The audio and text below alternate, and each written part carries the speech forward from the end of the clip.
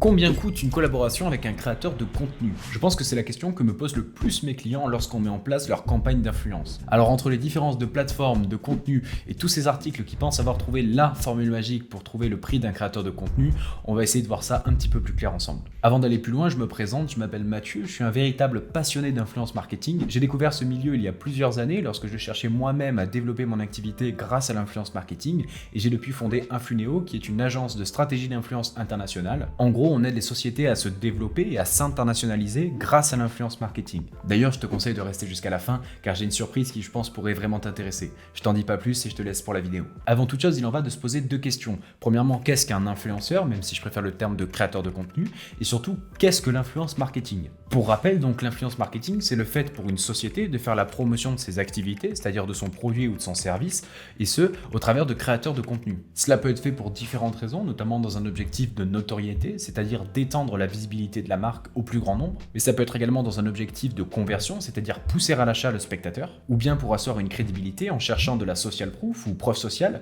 notamment par le nombre d'abonnés sur les réseaux sociaux, ou bien en cherchant des avis par le biais de créateurs de contenu. Pour rappel également, un créateur de contenu, c'est une personne qui va donc créer du contenu sur une ou plusieurs plateformes autour d'un sujet qui le passionne et qui va développer une communauté autour de celle-ci. Alors aujourd'hui, des créateurs de contenu, il y en a dans tous les univers, que ce soit dans l'IA, dans le voyage, dans le gaming ou même dans la cosmétique, il y en a dans tous les univers et sur toutes les plateformes. Mais alors, comment est-ce qu'on détermine le prix des créateurs? La toute première étape et la question qu'on doit se poser au départ, c'est qu'est-ce que je souhaite tirer de l'influence marketing? Est-ce que je souhaite obtenir de la conversion, de la notoriété ou bien de la crédibilité? Ces questions-là, qui peuvent paraître un petit peu simplettes en apparence, sont réellement la base et permettent de fixer un objectif clair et de savoir où est-ce qu'on va. Pour ce qui est des créateurs, il existe différentes façons de les rémunérer et vous allez voir qu'en fonction de la situation, certaines sont plus avantageuses que d'autres pour la marque. La plus simple et forcément la plus connue, c'est celle qui consiste à payer au forfait. Autrement dit, tu vas demander une prestation et fournir un montant en échange. Mais en réalité, il existe des méthodes alternatives et modulables, notamment le pay-per-view, c'est-à-dire le fait de payer un montant qui va correspondre au nombre d'impressions que va réaliser un créateur. Autrement dit, la marque va payer un créateur en fonction du nombre d'impressions qu'il va réaliser au cours d'une collaboration.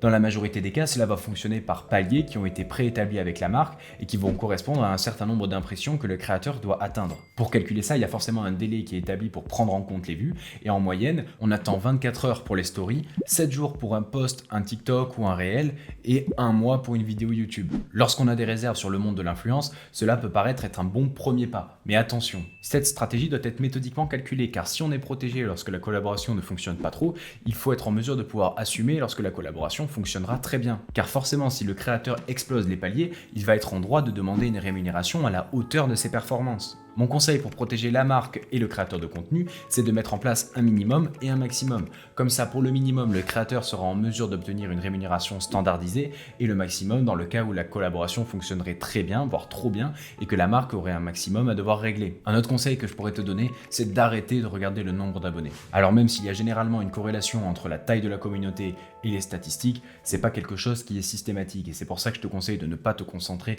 exclusivement sur ce paramètre. Pour analyser et pouvoir déduire le prix d'un créateur de contenu, je te conseille plutôt de t'orienter vers les impressions, c'est-à-dire le nombre de vues qu'a obtenu un post. N'hésite d'ailleurs pas à demander les statistiques en story du créateur. C'est pas quelque chose de visible et c'est pourtant capital, notamment dans les campagnes de conversion où on va aller chercher des liens en swipe up pour pouvoir convertir la communauté. Pour avoir une idée plus générale du coût d'un créateur de contenu, il y a une méthode que j'affectionne tout particulièrement qui est celle du CPM, soit du coût pour 1000 impressions. Cette méthode, tu l'auras compris, permet de calculer le coût pour 1000 vues d'un créateur de contenu. C'est intéressant parce que ça permet de pouvoir comparer entre les créateurs et donc de pouvoir jauger le prix de certains. Cependant, cette métrique a des limites et elle va prendre en considération exclusivement le retour en termes de notoriété et pas en termes de conversion, ce qui est assez dommage et pour ça on peut utiliser par exemple le CPA, le coût par action, qui va pouvoir déterminer plus amplement la conversion d'une campagne. Le second problème avec le CPM, c'est qu'il ne va pas prendre en considération les coûts de production d'une vidéo, majoritairement sur YouTube. Dans tous les cas, le créateur va lui le prendre en compte et si on analyse exclusivement le prix d'un créateur sur une base de CPM sur YouTube notamment,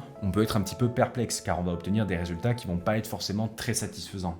Le principal conseil que je pourrais vous donner, c'est de comparer. En effet, chaque pays, chaque plateforme, chaque univers de créateurs de contenu va avoir une base tarifaire différente. Le mieux pour se rendre compte d'un prix, ça va être de demander à plusieurs créateurs d'un même univers afin de pouvoir en tirer une moyenne. Tu sauras alors si une proposition est réellement intéressante et si les moyennes du marché correspondent à ton budget. Avant de conclure, si tu souhaites en savoir plus, j'ai réalisé une vidéo qui est complètement gratuite et qui va te permettre de comprendre comment scaler ton business grâce à l'influence marketing. Je t'en dis pas plus et je te te laisse aller directement dans le lien dans la description. En résumé donc, calculer le prix d'un créateur de contenu n'est pas aussi simple qu'il paraît. Il n'y a pas réellement de formule magique qui permet de définir le prix d'un créateur A ou B. Il n'y a pas de solution miracle et la première chose que je te conseille de faire, c'est d'aller discuter et de demander et d'obtenir des prix pour après faire une moyenne. Il y aura toujours une façon de réaliser une collaboration avec un créateur de contenu, notamment avec les différentes méthodes de paiement qui existent. Dans tous les cas, la principale chose à faire, c'est de s'entendre sur une collaboration dans un respect mutuel et sur un prix correct. Je te remercie de m'avoir écouté, c'était Mathieu et on se dit à la prochaine pour une nouvelle vidéo.